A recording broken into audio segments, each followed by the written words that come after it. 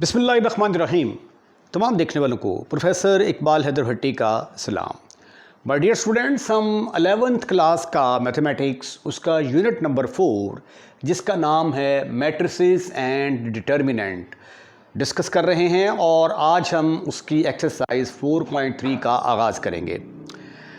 4.3 का आगाज़ करने से पहले एलिमेंट्री रो ऑपरेशंस क्या होते हैं? Elementary row operations, what are the elementary row operations? इनका बड़ा अमल दखल है आज के क्वेश्चंस में, और ये जो एक्सरसाइज 4.3 करनी है, काफ़ी सारे क्वेश्चंस में एलिमेंट्री रो ऑपरेशंस हमें इस्तेमाल करने पड़ेंगे। और कौन कौन से रो ऑपरेशंस हैं, ठीक है, और कौन कौन से हम अप्लाई कर सकते हैं, उनको आज हम डिस्कस करेंगे। टोटल जो है ना हमारे 3 रो ऑपरेशंस होते हैं जो हम कर सकते हैं। अब रो ऑपरेशन किसके ऊपर करने होते हैं? मैट्रिक्स के ऊपर करने होते हैं। मतलब अगर आपके पास ये कोई मैट्रिक्स है, ठीक है, ये इसकी पहली रो आ गई, ये दूसरी रो आ गई, ये तीसरी रो आ गई, तो रो ऑपरेशंस का मतलब है कि इनके ऊपर जो आपने ऑपरेशंस करने हैं those are called as row operations, और उनकी सिर्फ 3 किस्में हैं। अब ये देखिए, मेरे पास ये पहले सिस्टम ऑफ इक्वेशन था x1 + 2x2 + 3x3। कंसेप्ट समझने के लिए ये मेरी बात ज़रा गौर से सुने। ये दूसरी इक्वेशन आ गई, तीसरी इक्वेशन आ गई। ये जो कोफिशिएंट्स होते हैं ना, इसका कोफिशिएंट क्या है? 1, इसका क्या है? 2, इसका 3, 1 2 3, उसके बाद इसका 2 - 3 1, 2 - 3 1, 4 5 - 2, 4 5 - 2, 1 2 4, 1 2 4। ये एक मैट्रिक्स बन गया। मैट्रिक्स जो है ये एक्चुअली इक्वेशंस को जो है, जो हमारे पास इक्वेशंस होती हैं उनसे जो है ये मैट्रिक्स जन्म में आता है, ठीक है। हमारे पास कुछ इक्वेशंस होती हैं, उन इक्वेशंस का हम मैट्रिक्स बना लेते हैं। अब जो काम हम इन इक्वेशंस के साथ कर सकते हैं वही हम रो ऑपरेशंस के तहत कर सकते हैं। मसलन अगर मैं ये चाहूँ कि मैं पहली और दूसरी रो को इंटरचेंज करना चाहता हूँ, तो फिर 2x1 ऊपर आ जाएगा, 3x2 + x3 = 2। इसको ऐसे लिखने में कोई फ़र्क पड़ेगा? x1 + 2x2 + 3x3 = 1। उसके बाद आ गया 4x1 + 5x2 - 2x3 = 4, ठीक है। इसको मैट्रिक्स की फॉर्म में लिखेंगे तो क्या बन जाएगा? 2 - 3 1, 1 2 3 4 5 - 2 2 1 4। ये मैट्रिक्स आ गया मेरे पास, ठीक है। अब फ़र्क क्या है? यहाँ पे 1 2 3 1 पहली रो में था, यहाँ पे 1 2 3 1 दूसरी रो में है, ठीक है। तो इसका मतलब ये हुआ कि हम कोई भी 2 इक्वेशंस की पोजीशन चेंज कर सकते हैं। तो इक्वेशन की पोजीशन चेंज करने का मतलब होता है कि हम कोई सी 2 रोज को इंटरचेंज कर सकते हैं। तो लिहाजा पहला रो ऑपरेशन क्या होगा? पहला रो ऑपरेशन ये है कि वी कैन इंटरचेंज एनी 2 रोज। आप किसी भी 2 रोज को इंटरचेंज कर सकते हैं। पहली को दूसरी के साथ, पहली को तीसरी के साथ, दूसरी को तीसरी के साथ, किसी भी 2 रोज को इंटरचेंज किया जा सकता है। क्योंकि रोज को इंटरचेंज करने का मतलब ये है कि आप इक्वेशन को इंटरचेंज कर सकते हैं। तो किसी भी इक्वेशन को पहले लिख लें या किसी भी इक्वेशन को बाद में लिख लें, उससे कोई फ़र्क नहीं पड़ता, ठीक है। तो इसलिए हमारे पास ये लेसन्स है कि हम किसी भी 2 रोज को इंटरचेंज कर सकते हैं। मतलब फॉर एग्जाम्पल अगर मैं R2 और R3 को इंटरचेंज करता हूँ तो उसको फिर मैं ऐसे लिखूंगा, R2 की जगह पे R3 और R3 की जगह पे R2, या सिंपली R23 एक ऐसे रो इक्विवेलेंट का निशान लगा देंगे, क्योंकि ये उसके इक्विवेलेंट ही होगा, मैट्रिक्स में कोई तब्दीली नहीं आएगी, ठीक है। एक तो ये हो गया कि हम किसी भी किसी भी 2 रोज को इंटरचेंज कर सकते हैं, ठीक है। अब अगर मैं चाहूं तो इसको 2 से मल्टीप्लाई कर सकता हूं ना, ठीक है। मल्टीप्लाई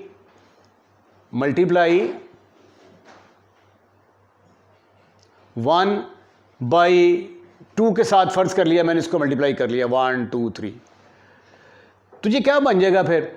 2x1 + 2x2 + 3x3 = 1, और बाकी 2 इक्वेशनें एज इट इज आ गई, प्लस x3 = 2, फिर 4x1 + 5x2 - 2x3 = 4, ठीक है। तो इसकी मैट्रिक्स की फॉर्म क्या आ जाएगी? मैट्रिक्स को आप मैट्रिक्स की शक्ल में लिखेंगे 2 2 3 2, फिर आ जाएगा 2 -3 1 2, 4 5 -2 एंड 4, नया मैट्रिक्स ये वाला आ गया। तो इस मैट्रिक्स में हमने क्या किया है कि इसको 2 से मल्टीप्लाई कर दिया है। तो किसी भी इक्वेशन को 2 से मल्टीप्लाई करने से सिस्टम ऑफ इक्वेशन को पर कोई फ़र्क नहीं पड़ता। इसी तरह हम क्या कर सकते हैं, दूसरा ऑपरेशन क्या है, we can multiply or divide. Multiplication और डिवीजन का मतलब सेम ही होता है, क्योंकि अगर आप 2 के साथ डिवाइड करते हैं ना तो एक्चुअली 2 के साथ मल्टीप्लाई कर रहे होते हैं, 1/2 के साथ मल्टीप्लाई कर रहे होते हैं। ठीक है, तो किसी भी रो को हम किसी स्केलर के साथ मल्टीप्लाई या डिवाइड कर सकते हैं नॉन जीरो के साथ। और उसको कैसे डिनोट करेंगे, मतलब फ़र्ज़ किया कि R2 को हम 3 से मल्टीप्लाई करते हैं तो ऐसे डिनोट करेंगे 3R2, यानी R2 को 3 के साथ मल्टीप्लाई कर दिया। उसके बाद फिर मैं अगर चाहूँ तो इसको 2 से मल्टीप्लाई करके इसमें से सब्ट्रैक्ट भी कर सकता हूँ। जब साइमल्टेनियसली सॉल्व करते हैं तो कोफिशिएंट्स बराबर करते हैं ना, तो इसका मतलब ये हुआ कि अगर हम किसी रो को किसी स्केलर के साथ मल्टीप्लाई करके किसी दूसरी रो के अंदर ऐड कर दें या सब्ट्रैक्ट कर दें तो कोई फ़र्क नहीं पड़ता। अब इक्वेशन से मुराद क्या है, रो। तो इसी तरह अगर हम किसी रो को किसी स्केलर से मल्टीप्लाई करके किसी दूसरी रो में ऐड या सब्ट्रैक्ट कर दें तो उससे कोई फ़र्क नहीं पड़ता। तो इसलिए वी कैन ऐड और subtract a scalar multiple of one row to another row. किसी भी एक रो को किसी स्केलर के साथ मल्टीप्लाई करके किसी दूसरी रो में से आप सब्ट्रैक्ट या ऐड कर सकते हैं। For example adding 2 time of R2 in R3, यानी R2 का 2 टाइम्स R3 में ऐड करना है, उसको ऐसे डिनोट करेंगे R3 में 2 टाइम ऑफ R2। तो ये 3 ऑपरेशन हैं। इन 3 ऑपरेशंस के अलावा चौथा अगर आप कोई अपनी तरफ से बना के करेंगे तो क्वेश्चन आपका गलत हो जाएगा। तो आइए अब हम एक्सरसाइज 4.3 की तरफ चलते हैं और पहले क्वेश्चन का आगाज करते हैं। क्वेश्चन नंबर 1 है, find the inverse of the following matrices. एक इन्वर्स का तरीका हम 4.2 में सीख के आए थे, जिसमें adjoint A inverse is equal to adjoint of A over determinant of A, जिसमें हमने कोफैक्टर निकाले थे। ये दूसरा मेथड है और इसमें अक्सर स्टूडेंट कैलकुलेशन में मिस्टेक कर लेते हैं, लेकिन जो टेक्निक मैं आपको बताऊंगा अगर वो आप अडॉप्ट करेंगे तो आपके गलती के चांसेस मिनिमम होंगे। आपने क्या करना है, इन्वर्स निकालना है of the following matrices by using row operations only. 3 किस्म के रो ऑपरेशंस हैं, वो रो ऑपरेशंस अप्लाई करके आपने ये जो मैट्रिक्स ए है, इसका नाम ए रख लें, ठीक है, इसका इन्वर्स निकालना है। इसका मेथड ये है कि ये जो ऑर्डर 3 वाला है मैट्रिक्स जिसका इन्वर्स निकालना है, तो ऑर्डर 3 वाला आइडेंटिटी मैट्रिक्स आपने इधर लिख लेना है। अब आपने रो ऑपरेशंस अप्लाई करने हैं।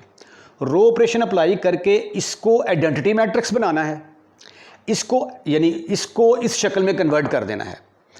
इसको जब आप आइडेंटिटी मैट्रिक्स बनाने के लिए जो भी रो ऑपरेशन अप्लाई करेंगे वो सेम रो ऑपरेशन आपने इसके ऊपर भी अप्लाई करना है। जब ये आइडेंटिटी मैट्रिक्स बन जाएगा तो ये वाला जो मैट्रिक्स होगा ये इसका इन्वर्स बन चुका होगा। बस हम फ़र्ज़ किया अगर मैं इसका नाम रख लेता हूँ ये ए, ठीक है, तो उसके बाद जब ये आइडेंटिटी मैट्रिक्स बन जाएगा, रो ऑपरेशन अप्लाई करने के बाद इसकी शक्ल चेंज हो चुकी होगी, ये ए का इन्वर्स कहलाएगा। अब इसको आइडेंटिटी मैट्रिक्स बनाना है। आइडेंटिटी मैट्रिक्स बनाने के लिए यहाँ पे देखें पहले 1 होता है ना, तो मुझे यहाँ पे 1 चाहिए। यहाँ पे 1 कैसे आ सकता है, ठीक है, या तो किसी रो को इसके अंदर ऐड कर दें या सब्ट्रैक्ट कर दें, तो ऐसा कोई चक्कर कोई नहीं नज़र आ रहा। तो 1 लाने का सिर्फ एक ही तरीका है कि इसको 2 के ऊपर डिवाइड कर दें। इसको 2 पर डिवाइड कर दूंगा, यहाँ पे 1 आ जाएगा और मुझे 1 ही चाहिए। तो इसलिए पहला स्टेप मैं क्या करूँगा, 1/2 टाइम ऑफ R1, यानी पहली रो को मैंने 2 के साथ डिवाइड कर दिया, तो ये बन गया 1। इसको 2 पर डिवाइड किया तो ये आ गया 3, ये आ गया -3/2। उसके बाद बाकी ये देखें, बाकी रोज में कोई चेंज नहीं आएगी, ये एज इट इज़ 0 -2 0 -2 5 एंड 6। अब जो रो ऑपरेशन आपने इधर अप्लाई किया है वही आपने इधर अप्लाई करना है।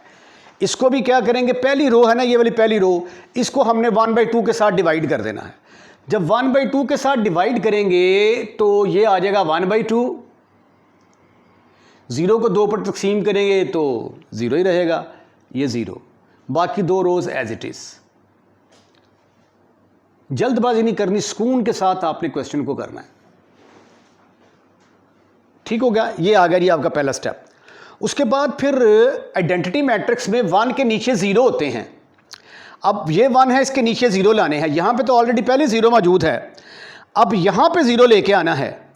तो यहां पे 0 कैसे आ सकता है? रो ऑपरेशन अप्लाई करते हुए अगर पहली रो का मैं 2 से मल्टीप्लाई कर दूं तो यहां पे 2 आ जाएगा ना, उसको इधर ऐड कर दूंगा तो 2 - 2 जवाब किसके बराबर आ जाएगा? 0 के बराबर आ जाएगा। इसलिए अगला रो ऑपरेशन जो मैं अप्लाई करूंगा वो क्या होगा? R3 plus 2 time of R1। अच्छा, ये जो पहले वाला होता है ना, चेंज इसके अंदर आनी होती है जी, R3 के अंदर चेंज आएगी। अब R1 एज इट इज रहेगा 1 3 1 3 -3/2। दूसरी रो में कोई चेंज नहीं आएगी, 0 -2 0। अब तीसरी रो में चेंज आने जा रही है। अभी देखें जरा तीसरी रो क्या है।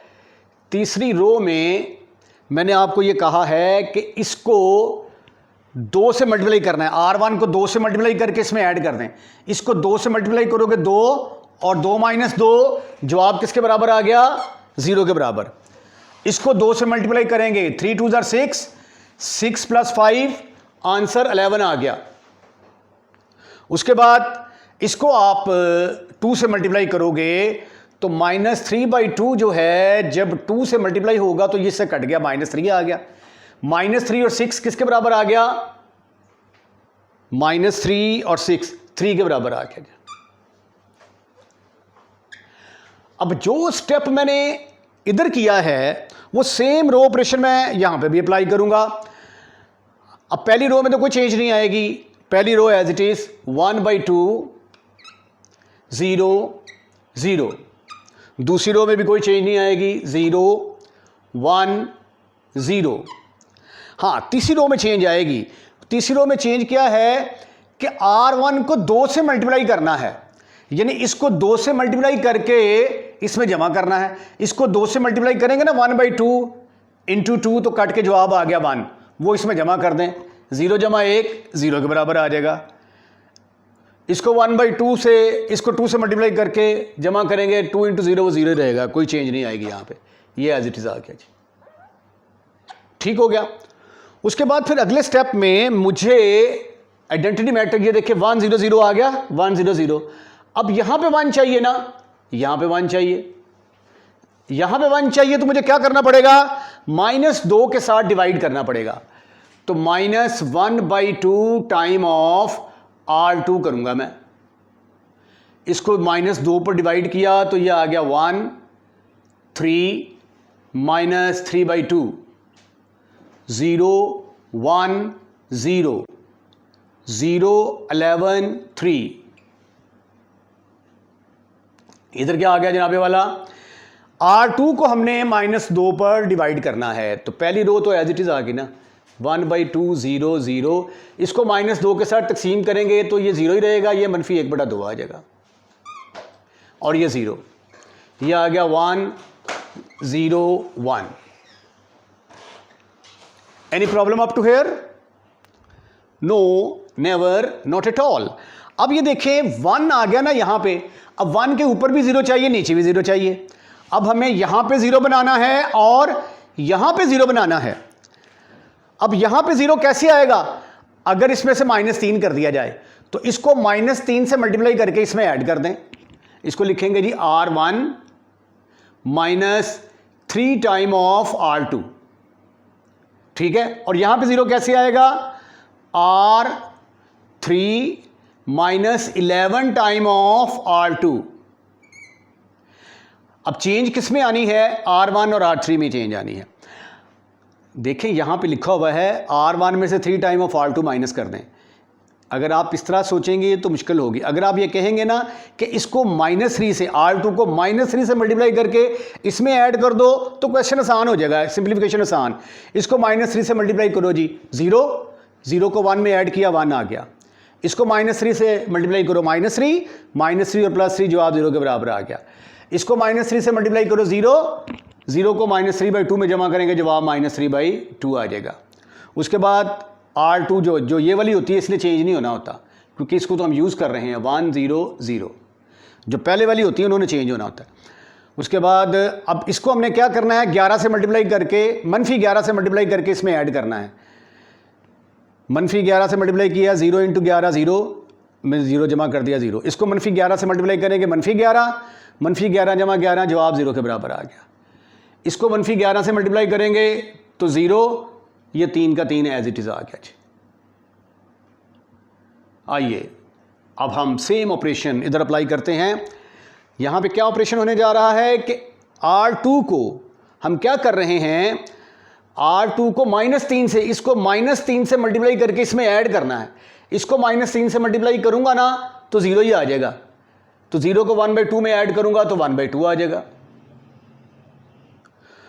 उसके बाद इसको -3/2 के साथ मल्टीप्लाई करूंगा, -1/2 इंटू -3/2, तो ये आ गया 3/4, तो यहां पे आ जाएगा 3/4। हाँ जी, हम क्या कर रहे हैं, R2 को -3 से मल्टीप्लाई कर रहे हैं जी। तो इसको -3 से मल्टीप्लाई करेंगे तो ये क्या है आपके पास, -1/2, तो मिलके बनेगा ये 3/2। तो यहाँ पे आना था 3/2, 3/4 नहीं आएगा भाई। ठीक हो गया। उसके बाद फिर इसको -3 से मल्टीप्लाई करेंगे तो 0, तो ये -3/2 एज इट इज़ आ गया, -3/2। उसके बाद R2 में तो कोई चेंज नहीं आएगी, 0 -1/2 0। उसके बाद अब हमने क्या करना है, इसको -11 से मल्टीप्लाई करके इसको, ये थोड़ी सी गलती हो गई है, ये था -3 टाइम ऑफ R2, इसको -3 से मल्टीप्लाई करके इसमें ऐड करेंगे तो यहाँ पे 0 ही आना था, राइट। और दूसरी रो में कोई चेंज नहीं आनी। अब तीसरी रो में क्या करना है, इसको -11 से मल्टीप्लाई करके इसके अंदर ऐड करना है। -11 से 0 को मल्टीप्लाई करेंगे, जवाब 0 और 1, ये 1 आ गया। 11 को 0 से मल्टीप्लाई किया, 0 आ गया। इसको -11 से मल्टीप्लाई करेंगे तो -1/2 ज़रा -11, तो +11/2 आ जाएगा ये, ठीक है। और यहाँ पे 1 एज इट इज़ आ जाएगा।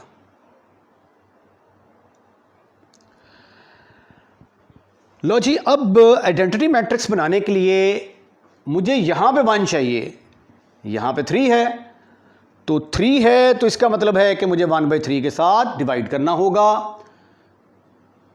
1/3 R टाइम ऑफ 3, R3 को 1/3 से मल्टीप्लाई कर दिया, या R3 को 3 के साथ डिवाइड कर दिया, तो ये आ गया 1 0 -3/2, 0 1 0 0 0 1।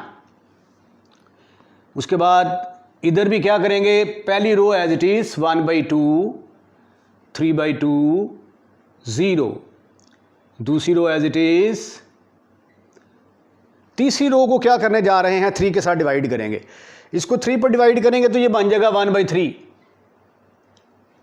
इसको 3 पर डिवाइड करेंगे ये बन जाएगा 11/6, इसको 3 पर डिवाइड करेंगे ये बन जाएगा 1/3। एक स्टेप और बाकी है, वो स्टेप क्या है, आइडेंटिटी मैट्रिक्स बनाने के लिए यहाँ पे 1 आ गया है, अब यहाँ पे भी 0 चाहिए, यहाँ पे भी 0 चाहिए, यहाँ पे 0 ऑलरेडी मौजूद है, सिर्फ और सिर्फ 0 हमें यहाँ पे लेके आना है। तो आइए इसका लास्ट स्टेप जो है वो परफॉर्म करने की कोशिश करते हैं। लास्ट स्टेप इसका क्या होगा, हमें चाहिए यहाँ पे 0, तो क्या करेंगे, R1 में R1 + 3/2 टाइम ऑफ R3, ये वाला स्टेप कर देंगे, ठीक है। यानी इसको 3/2 से मल्टीप्लाई करके तो पहली रो में ऐड कर दें, ये 0 को तो 3/2 से ज़रब देंगे तो जवाब 0 ही आएगा, 1 में ऐड किया 1 आ गया, ठीक है। इसको भी 0 ही आएगा, यहाँ पे 0 ही आ गया। इसको 3/2 से ज़रब देंगे, 3/2 मनफी 3/2 मिलकर जवाब 0 के बराबर आ गया। 0 1 0 0 0 1। अब ये सेम स्टेप हमने इसके ऊपर भी करना है, ठीक है। अब क्या करने जा रहे हैं हम, इसको 3/2 से ज़रब देंगे और इसमें ऐड करेंगे। 1/3 को मैंने 3/2 से ज़रब दी और 1/2 में जमा कर दिया। अब देखिए इसका आंसर क्या आता है, 3/2 3/2 से कट गया, 1/2 जमा 1/2, आंसर किसके बराबर आ गया, 1 के इक्वल। यहाँ पे आ गया 1।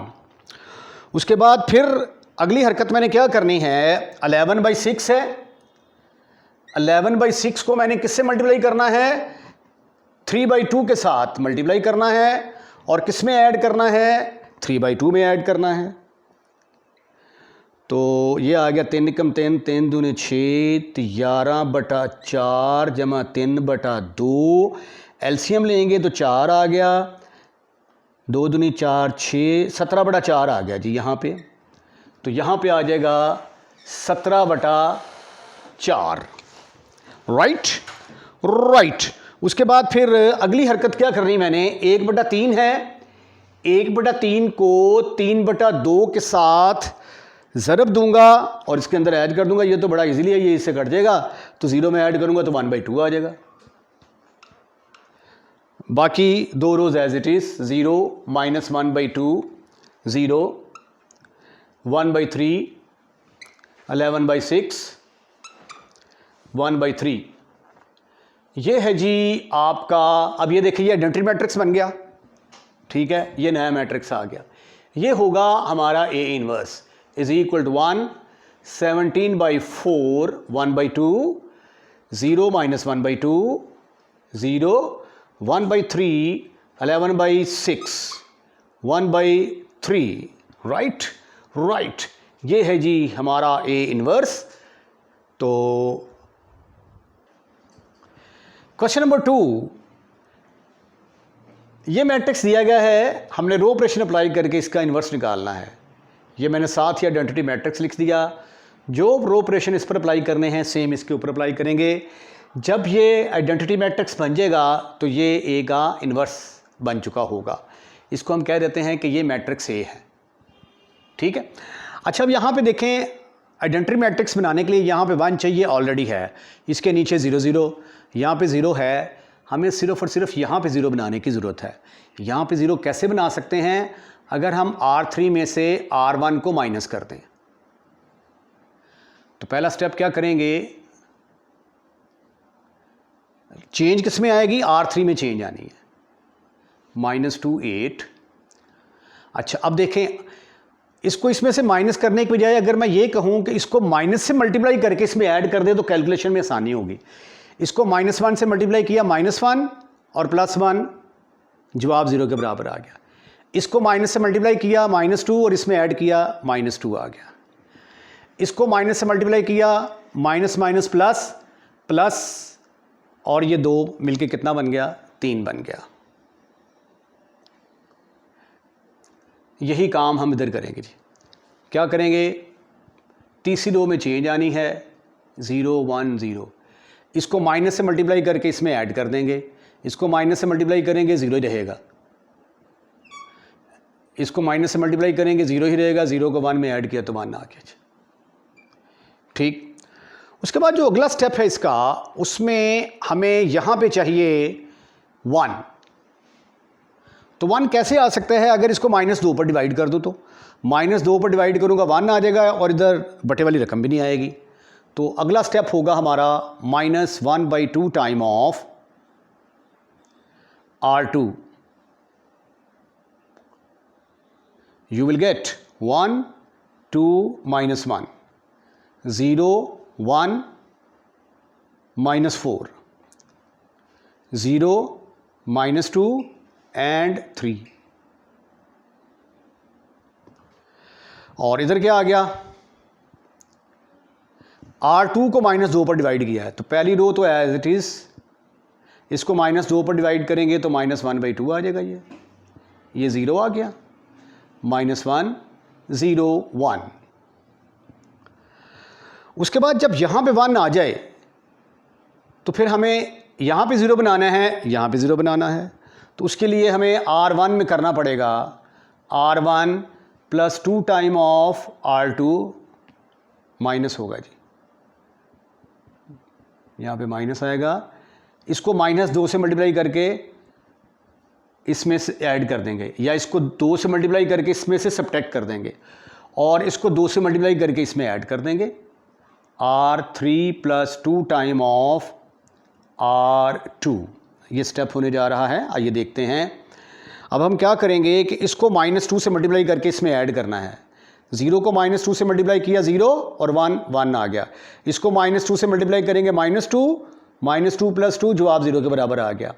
इसको -2 से मल्टीप्लाई करेंगे तो आ जाएगा +8 और -1 7 आ गया। उसके बाद R2 में कोई चेंज नहीं आएगी, 0 1 -4। और अब इसको क्या करना है, R2 को 2 से मल्टीप्लाई करें, 0 × 2 0 जमा 0 0 ही रहेगा। इसको 2 से मल्टीप्लाई किया 2, इसमें ऐड कर दिया 0 आ गया। इसको 2 से मल्टीप्लाई किया तो क्या आया -8 और 3 -5। जो स्टेप यहाँ पे किया है सेम मुझे स्टेप इधर भी करना पड़ेगा। हम क्या कर रहे थे कि इसको -2 से मल्टीप्लाई करके इसमें ऐड करना है। -2 से मल्टीप्लाई करो 0 1 ही आ गया। इसको -2 से मल्टीप्लाई करो -1/2 इंटू -2, 2 से कट गया, +1 आ गया, वो यहाँ पे लगा दें। इसको -1/2 से मल्टीप्लाई करेंगे -2 से, -2 इंटू 0 0, 0 जमा 0 0 के बराबर आ गया। दूसरी रो में कोई चेंज नहीं आएगी, 0 -1/2 0। अब तीसरी रो में क्या करना है कि हमने R2 को 2 से ज़रब दे के R3 में जमा करना है। इसको 2 से ज़रब दे के इसमें जमा करो, -1 ही आ जाएगा।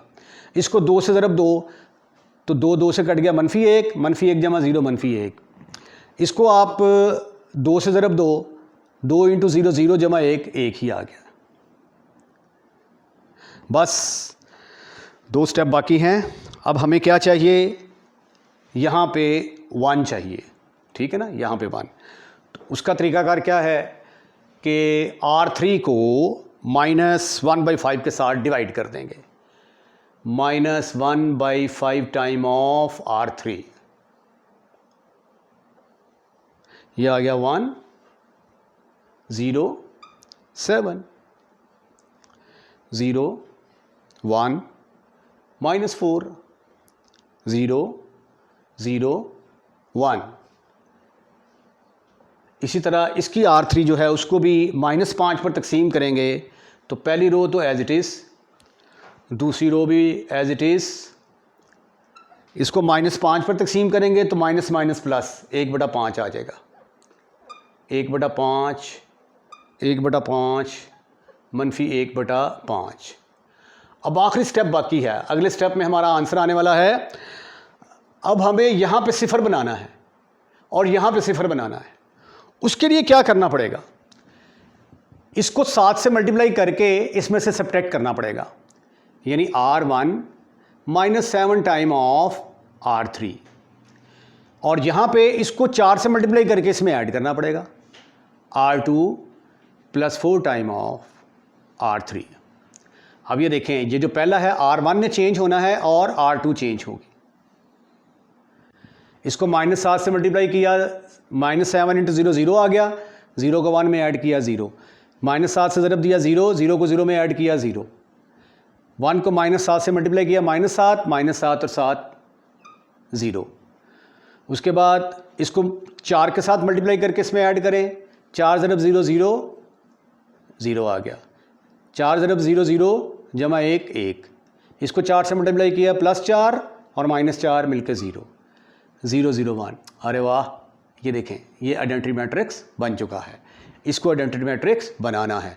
क्या करेंगे, R3 को, ये जो R3 है इसको आपने -7 से मल्टीप्लाई करना है। ये देखें, -7 से मल्टीप्लाई किया 1/5 को और किस में ऐड कर दिया, 1 के अंदर।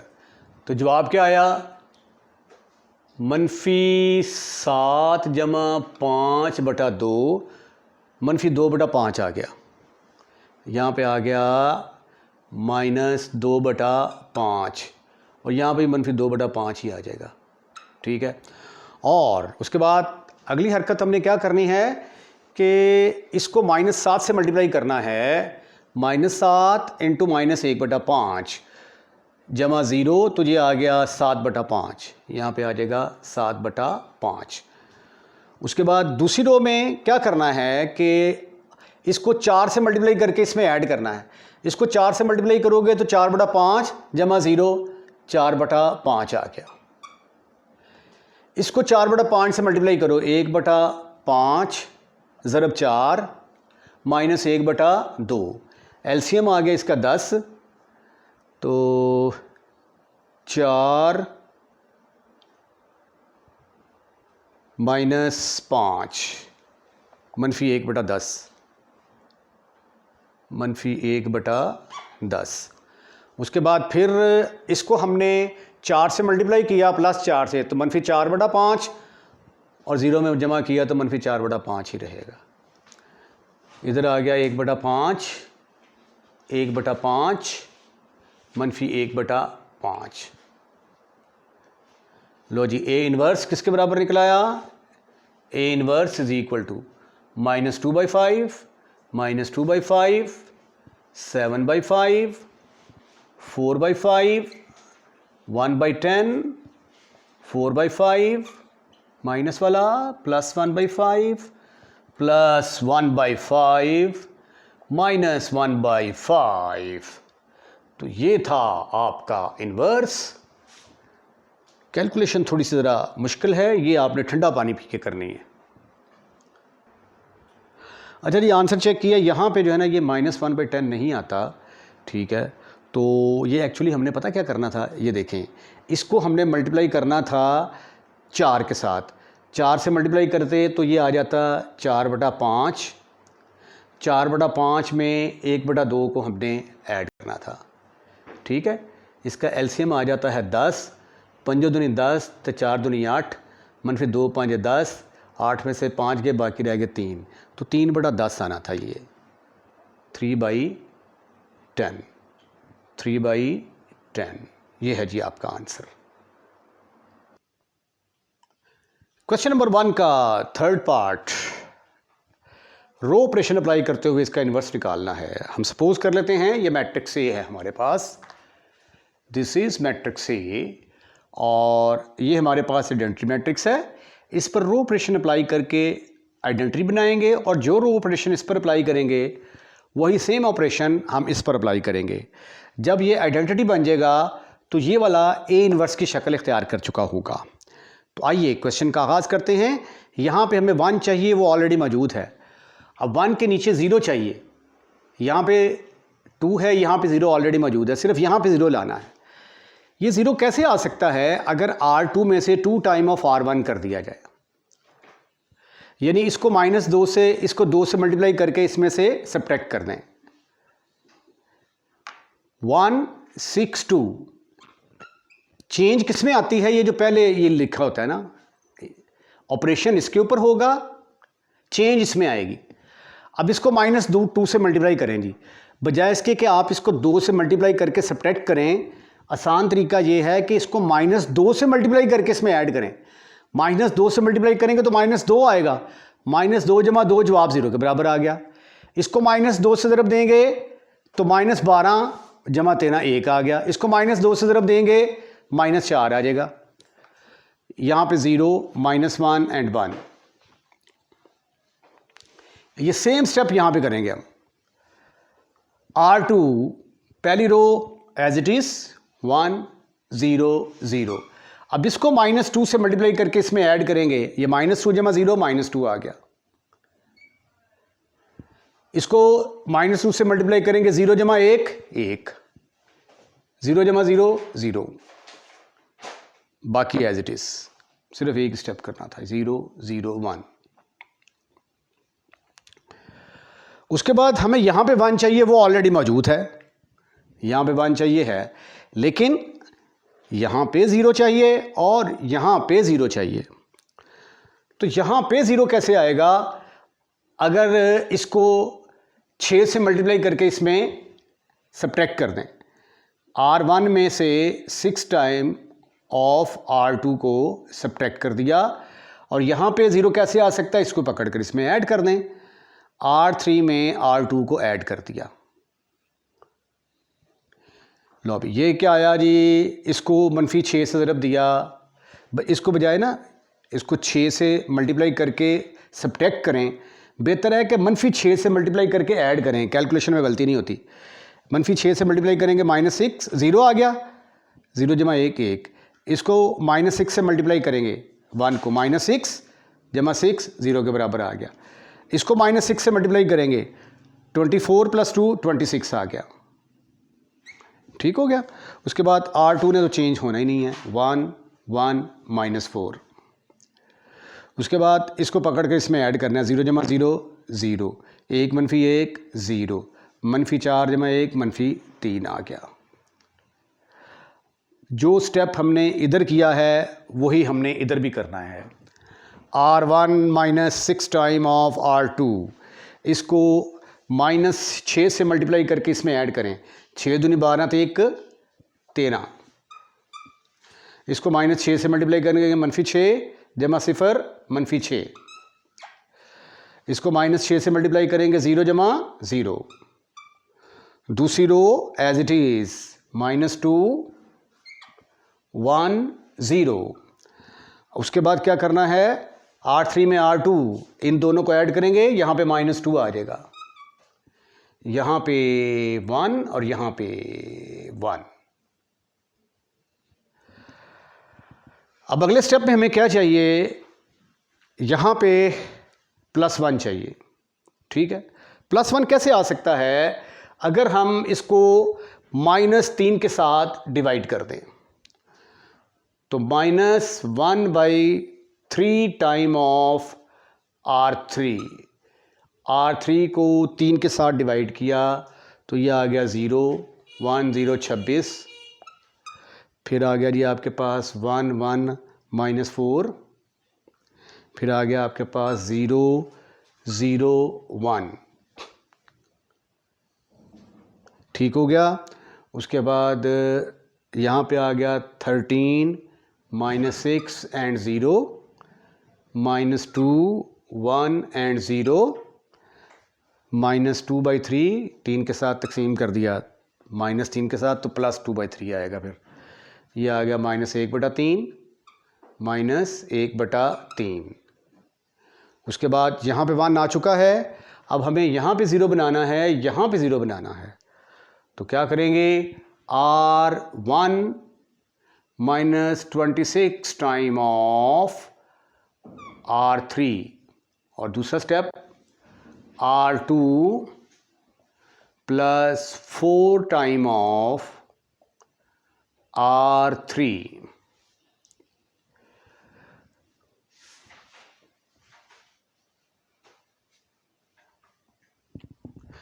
ये